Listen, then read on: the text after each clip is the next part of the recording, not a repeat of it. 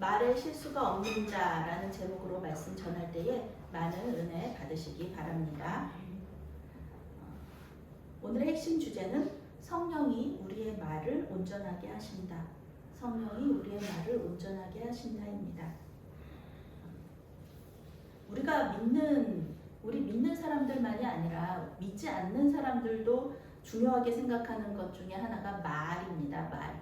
말의 힘, 말의 능력, 말의 지혜 이런 얘기들이 많죠. 우리는 쉽게 말의 중요성에 대한 속담이나 격언을 찾을 수 있습니다. 가는 말이 고와야 오는 말도 곱다. 말로 천냥빚을 갚는다. 말이 씨가 된다 등이 있습니다. 그래서 우리 권사님도 말이 씨가 되니까 좀 안 좋은 말은 못하게 하시잖아요. 근데 오늘 야고보 사도는 말이 중요하다. 말이 혀를 통제해야 된다. 이런 말을 하는 것처럼 느껴져요. 갑자기 나온 것은 아닙니다. 말의 중요성에 대해서 얘기하는 것보다는 이 말을 하게 하는 우리 마음에 대해서 또 우리 믿음에 대한 이야기를 하고 있는 겁니다. 갑자기 나온 것이 아니고요. 1장에 나오는 말하기는 더디하라라는 구절을 조금 더 확장시키는 내용입니다. 야고보 사도는 지금까지 말씀에 대한 순종을 계속해서 얘기했잖아요. 말을 조심해서 하라는 보편적인 얘기가 아니라 예수님을 믿는 사람이라면 그 말씀에 순종해야 된다라는 대전제가 이 말씀 속에 있는 겁니다. 그 중에 하나가 바로 말이라는 겁니다.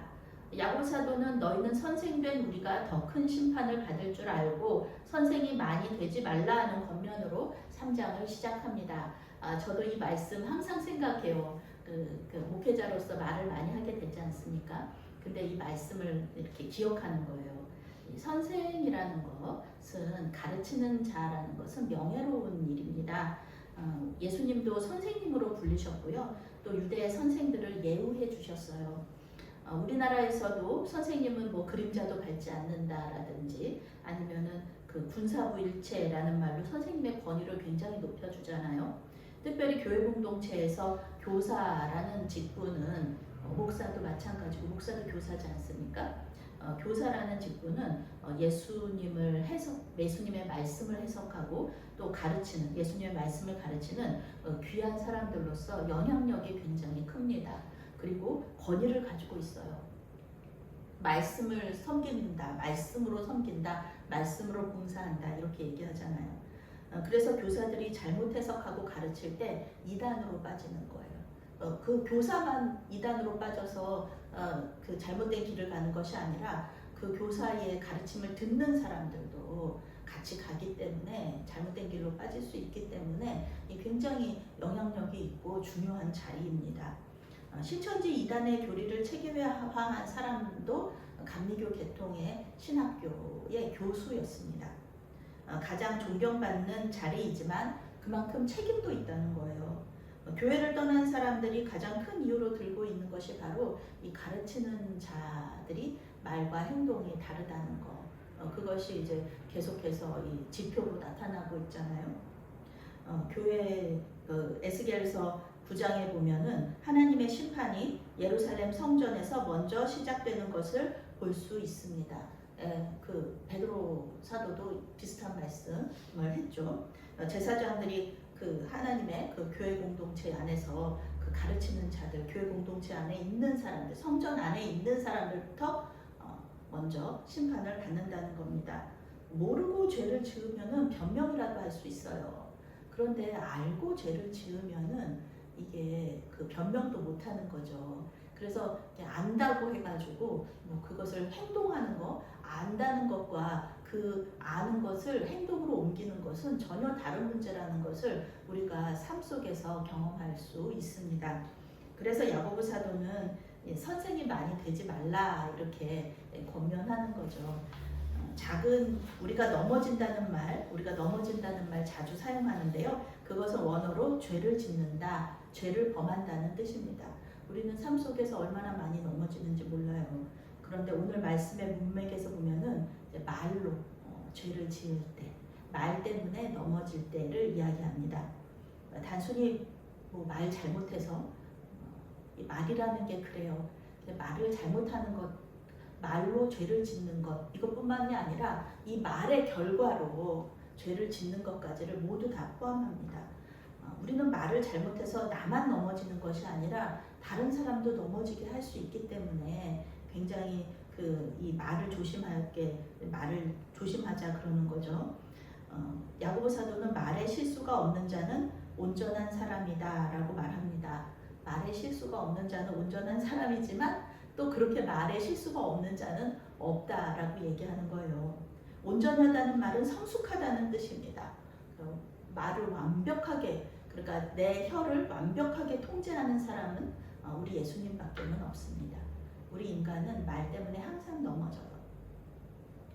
예수님은 입으로 들어가는 것이 아니라 입에서 나오는 것이 우리를 더럽게 한다 이렇게 말씀하십니다. 입에서 나오는 것은 단순히 이렇게 혀의 문제가 아니라 마음의 문제라는 뜻이에요. 우리 예수님은 이렇게 통찰력 있게 그 겉모습만 보는 게 아니라 우리 안에 속의 깊은 곳까지도 우리 예수님이 다 보고 계시잖아요. 그러니까 겉으로 이렇게 말이 나오는 게 아니라 우리 혀의 문제가 아니라 우리 마음에 미움과 악이 가득하면은 입으로 미움과 악이 나오고 우리 마음에 사랑과 선함이 가득하면은 입으로도 선함과 사랑이 나온다는 겁니다. 굉장히 단순하면서도 심오한 뜻, 통찰력이 우리 예수님 말씀 속에 들어있는 거죠. 야고보 사도는 한 문장을 쓰고 예를 들고 또 한 문장을 쓰고 예를 드는 그런 형식으로 편지를 이어가잖아요. 오늘 말씀에서도 그리스도인의 삶 속에서 우리 말이 가지고 있는 어떤 능력, 중요성, 영향력을 이 예를 들어서 설명하고 있습니다. 몸집이 큰 그 말을 직접 보셨죠. 겉으로 보기에는 우리가 멀리서 보니까 그럴 때는 말이 굉장히 귀엽잖아요. 그렇지만 실제로 이렇게 가까이 가서 보면 굉장히 큽니다. 그런데 이 말을 제어하는 거, 우리가 말을 타고서 방향을 이렇게 제어하는 거, 통제하는 거, 그것은 무엇으로 하냐면은 그 말에 입에 이렇게 물려놓은 재갈로 한다는 거예요. 굉장히 오래 전부터 그 말에 재갈을 물리는 말을 우리가 길들였을 때부터 말에 재갈을 물리는 것들이 이렇게 나타나고 있잖아요. 거친 바다를 지나가는 큰 배를 움직이는 거, 작은 키입니다. 우리가 이렇게 그림이나 영화나 뭐 속에서 볼 수 있죠. 이렇게 별처럼 생겨서 동그랗게 선장들이 이렇게 돌려서 하잖아요. 자동차도 마찬가지고 핸들을 통하여서 하는 것이고요. 또 큰 숲의 나무들을 불태우는 것이 작은 불꽃입니다. 그래서 우리 산불 조심하자 그러면서 항상 말하는 게 뭐예요? 뭐 조심하라고 그러니까 담뱃불 조심하라고 얘기하죠. 담뱃불은 굉장히 조그맣잖아요. 그런데 그 담뱃불을 잘못 버렸을 때 아주 큰 산불로서 숲을 불태우는 그런 일들이 벌어진다는 것이죠. 혀가 그렇다는 거예요. 아주 난폭한 짐승들, 작은 벌레들, 새들 다 인간이 길들일 수 있어요. 그런데 길들이지 못하는 거. 야고보 사도가 쓴 야고보서를 읽으면서 느끼는 거예요. 예전에는 야고보서를 읽으면서 또 묵상하기도 했는데 이렇게 야고보서가 재밌는지 몰랐어요. 그런데 설교를 하면서 보니까 이 야고보 사도가 얼마나 유머 감각이 있는지 몰라요. 아주 재밌는 분이시고 글도 재밌게 잘 쓰시는 성경 자체가 굉장히 재밌으면서 은혜로운 거예요. 이 난폭한 짐승들은 길들일 수 있어도 혀는 길들이지 못한다는 거죠. 우리 몸의 아주 작은 부분인데 혀는. 근데 이 큰 영향력을 가지고 있으면서 우리가 통제하기도 어렵다는 겁니다. 우리 삶의 전체를 망칠 수 있는 독, 그것이 바로 이 혀에 있다는 거예요. 단물과 쓴물을 함께 낼 수 없는 우물 같은 거, 그리고 한 종류의 열매만 맺을 수 있는 나무, 그리고 선과 악에 모두 사용할 수 있는 혀. 이것이 이제 이 말이 얼마나 중요한지 우리 믿는 자들의 삶 속에서 그걸 계속 얘기하고 있는 거죠. 작은 혀를 통제할 수 있는 사람은 자기 몸 전체를 통제할 수 있다. 그러나 야고보 사도가 말하는 거, 이거 우리 중에서 누가 이 혀를 통제할 수 있겠습니까? 혀만 통제하면 온몸을 통제할 수 있다는 거예요.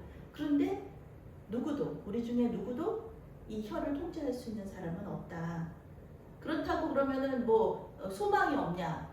그것은 아니라는 거죠. 야고 사도가 말하고 싶은 거 그것은 이 혀를 우리는 우리 힘으로는 통제할 수 없다는 겁니다. 오직 하나님의 지혜, 하나님의 사랑, 성령의 능력만이 우리 혀를 통제할 수 있게 합니다. 잠언 말씀은 이제 지혜의 말씀이잖아요. 우리 권사님도 우리 조카들이 이제 뱃속에 있을 때 또 조카들이 아기 때부터 이제 기도하실 때 항상 잠언 말씀 묵상하면서 그걸 붙들고 기도를 하셨다는 걸로 제가 알고 있는데요. 잠언 15장은 때에 맞는 말이 얼마나 아름다운지, 또 잠언 25장은 경우에 합당한 말의 중요성을 또 우리에게 말해줍니다. 하나님의 지혜가 우리 안에 있을 때 그것은 그때 우리는 때에 맞고 경우에 합당한 말을 할 수 있습니다. 가르치는 사람은요, 칭찬도 해야 돼요. 격려도 해야 됩니다. 그렇지만 정말 하기 싫은 건데요. 또 징계도 해야 되고요. 또 질책도 해야 됩니다. 가르치는 사람이 계속 너 잘한다 잘한다 그렇게만 하는 거는 아니잖아요. 잘못한 부분에 있어서는 잘못했다라고 얘기할 수 있는 게 또 가르치는 사람의 또 책임이고 의무입니다. 그런데 이런 말들은 경솔하게 사용하면은 그 의도와 상관없이 교회 공동체를 상처 주고 또 분열시키고 파괴하는 결과를 낳을 수 있다는 겁니다.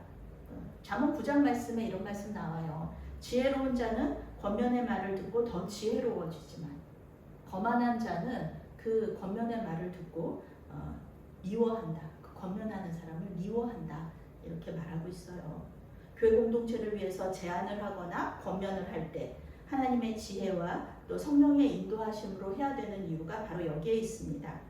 교회 공동체의 성도 한 사람 한 사람이 모두 지혜롭고 그리고 성숙한 사람들이 아니기 때문에 그래요. 교회 공동체 안에는 성숙한 사람들도 있지만 또 아직은 믿음이 어린 사람들도 있습니다. 그래서 똑같이 권면을 하더라도 어린 사람들한테 하는 권면과 성숙한 사람들한테 하는 권면은 다를 수밖에 없다는 거죠. 한 입으로 두 말 한다는 격언이 있는데요.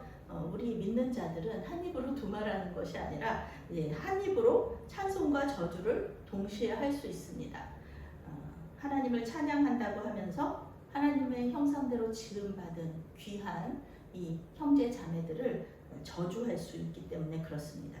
저주라는 것은 축복의 반대말이죠. 축복은 좋은 일 일어나기를 바라는 거잖아요, 그 사람에게. 그런데 저주는 나쁜 일이 일어나는 것을 바라는 겁니다. 불행한 일이 일어나기를 바라는 겁니다.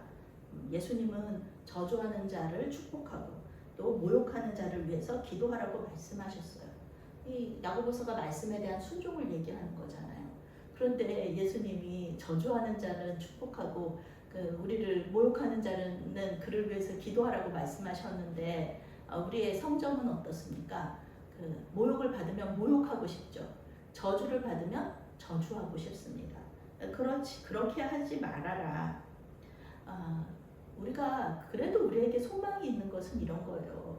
예수님의 제자들, 그 대단한 예수님의 제자들도 자기 말에 이런 어려움을 겪었다는 겁니다. 예수님을 그렇게 부인하지 않겠다 이렇게 맹세했던 베드로 사도가 어떻게 했습니까? 3번 예수님을 부인하고 저주했습니다. 그리고 사랑의 사도인 요한은 사랑의 사도라고 얘기하잖아요. 그런데 이분이 예수님 따라서 다닐 때, 예수님 이제 십자가에서 죽으시기 전이죠. 예수님 따라서 다닐 때 사마리아 사람들이 힘들게 했어요. 예수님 영접하지도 않고. 그러니까 예수님 불을 내려주셔서 여기 사마리아 마을을 아주 그냥 초토화시켜달라고 그런 기도도 했습니다. 그런 요청도 했습니다. 사도 바울은 어떻습니까? 예수님을 믿는 사람들에게 예수님을 모독하는 말을 하게 했어요. 안 그러면 뭐 잡아 죽이는 거죠. 그런데 이들이 모두 부활하신 예수님을 만나고 삶이 변화되면서 그들의 말도 변화가 됐습니다. 성령 충만을 받은 후 마음이 정결하게 되어서 하나님께서 기뻐하시는 말을 하게 되는 거예요. 사랑의 말을 하게 되는 거예요. 복음을 전하게 되었다. 베드로 전후서나 요한복음, 요한 1, 2, 3서 사도 바울이 쓴 편지들에 얼마나 그 사랑의 말이 가득합니까? 아름다운 사랑의 언어로 가득한지 우리는 읽을 때마다 알 수가 있죠. 예수님을 믿는 사람들은 그 말을 통해서도 믿음을 증명합니다. 단순히 예수님을 믿는다는 입술의 고백만이 아니고요. 하나님을 기쁘시게 하는 말, 형제 자매를 격려하는 사랑의 말이 우리를 변화시키고요. 우리 교회 공동체를 변화시킵니다. 하나님의 지혜, 성령의 역사가 우리 마음을 변화시키는 거예요. 우리 마음을 변화시키면 당연히 우리의 입술에서 나오는 말도 달라지게 되어 있다. 혀를 통제함으로써 주님의 지혜와 또 성령의 능력을 힘입어서 혀를 통제함으로써 우리의 믿음을 증명하는 또 저와 여러분이 되시기를 바라겠습니다. 아멘. 사랑의 하나님, 우리의 혀를 통제할 수 있는 지혜와 능력을 허락하여 주시옵소서. 우리의 말을 통해 복음이 전해지게 하시고 형제 자매들을 축복하고 격려하게 하여 주시옵소서. 우리의 마음을 정결하게 하여 주시어서 선한 말, 사랑의 말이 입에서 나오게 하여 주시옵소서. 예수님의 이름으로 기도합니다. 아멘.